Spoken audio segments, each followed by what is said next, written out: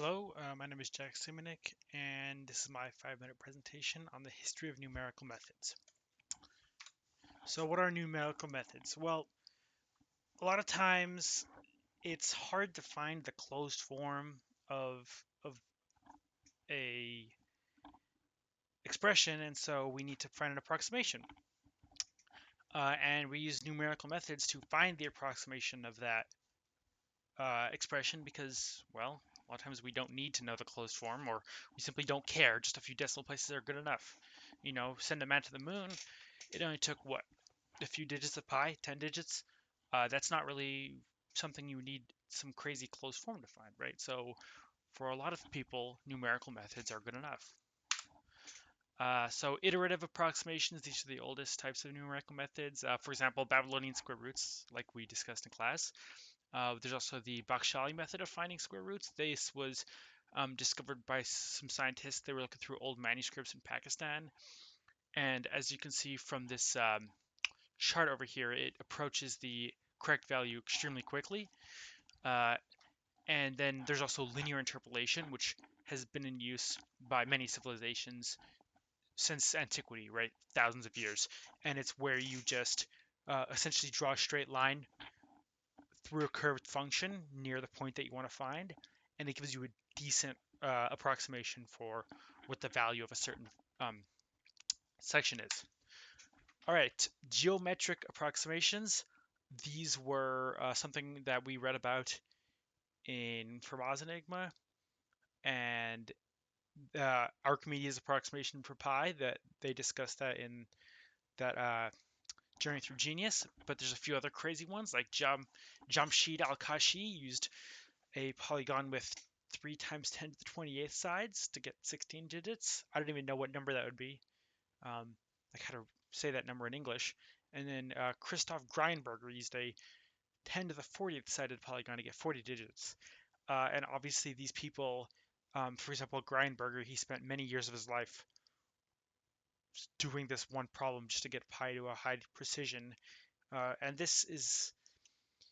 it's not really a method that you want to be using, right? It's slow. It's kind of annoying.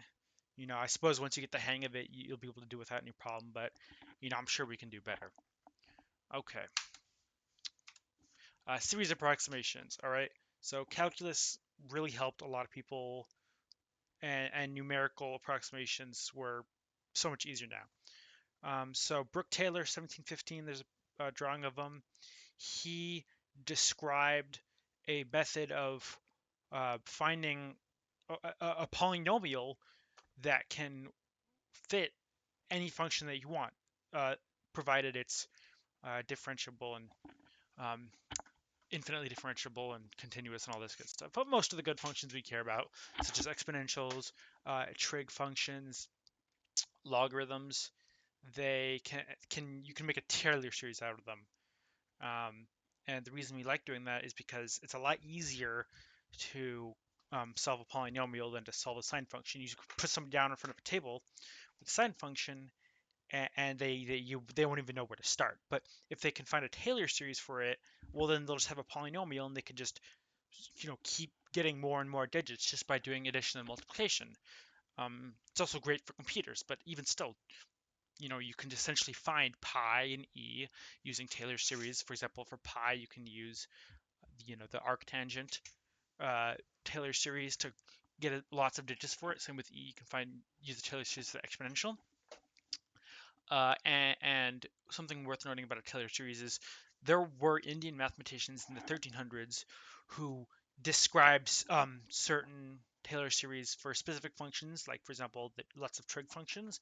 But it was Taylor who first found a general method for finding it for any function, provided it exists for that function. Um, and the natural logarithm has a Taylor series, so you can do something like create a log table.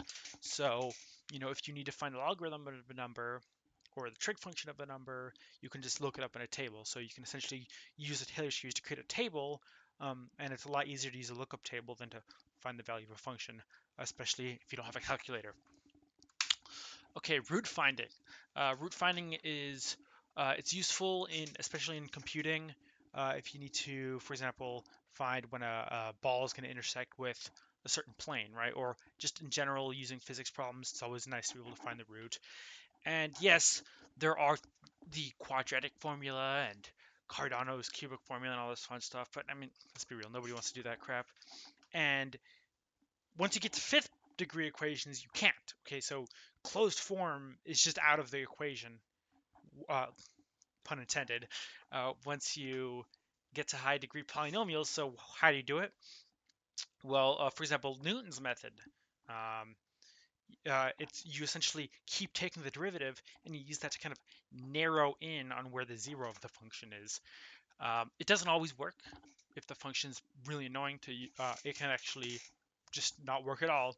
But a pretty good amount of the time, Newton's method will allow you to rather quickly approximate a zero for the function. And again, most of the time, all you use in the approximation, and that was first described by John Wallis in 1685. Now, the reason we called it Newton's method is because he read about it in some papers that Newton had written but never published. So he was the first one to kind of publicly talk about it, um, as if we need another thing named after Newton. And then Lagrange polynomials, you can take a set of data points and extrapolate a polynomial from it. There's a picture of it right here. These were described by Lagrange in 1795.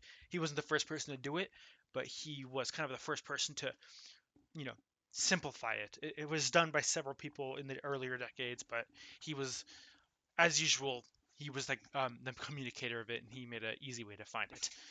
And that's useful for if you have a bunch of random data points and you want to fit a curve to it. Could be useful in stats or engineering if you're trying to find a correlation or some sort of pattern in data.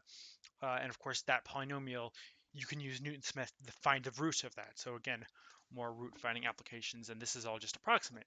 Again, of course, Lagrange polynomials themselves are not approximate; they're actually exact, but they can be used to approximate roots. And so this is a slide rule.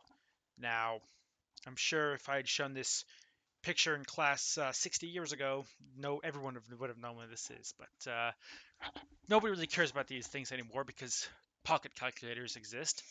But before that, slide rules were actually extremely useful. They were invented in 1622 by a guy named William Oughtred. And then they'd been incrementally improved by various navigators, engineers, and mathematicians for the next couple of hundred years. And then in 1859, a guy named Amédée Mannheim developed one that was most similar to what you would see today. And these things, they don't look that complicated. I mean, it just looks like a weird looking ruler or like a caliper thing, but you can use them for multiplication, you can use them for division, logarithms, squares and cubes, square and cube roots, reciprocals, trig functions, inverse trig functions, hyperbolic trig functions, and finding the exponential. Now, how this thing actually does that, I have no idea. I've never actually seen one of these in real life, but you go to any historical math person and they'll be able to tell you about these. Okay, now computers. It's not the end of numerical methods. Computers are just the beginning of numerical methods, because everything that we've talked about before can be done by a computer um, billions of times faster than a person. Okay, and so just for reference, here's a demonstration. This is a little bit of C code that can essentially estimate the value of pi, and this was a series approximation that was developed sometime in the late 20th century. It's not the best, but it's pretty simple to implement.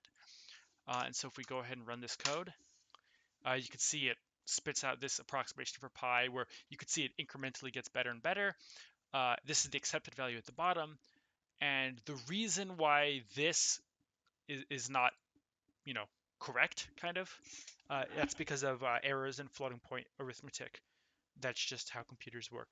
But there are formulas that you can use that can correct for these that give you precise decimal values.